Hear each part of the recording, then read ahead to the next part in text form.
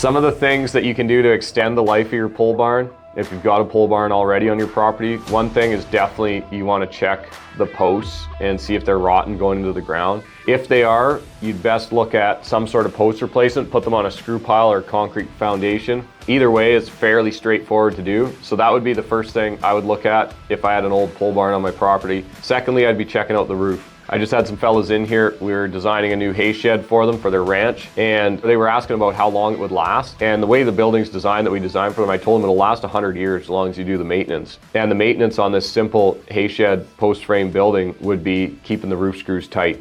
So you want to get up there, at about 10 years, you want to check that your screws are tight on the roof, and you want to keep checking. So if you've got an older building you've never checked, you want to get up there right now, pause the video, go get up there, check the screws in your roof, because guarantee you there are going to be some of them that are loose. And what happens is once they back off, of course, your metal starts flapping, you start costing a lot more money. And not only that, the strapping gets weathered, rotted, and when you try and replace them, it doesn't even work. So number one, check your poles. Number two, check the roof.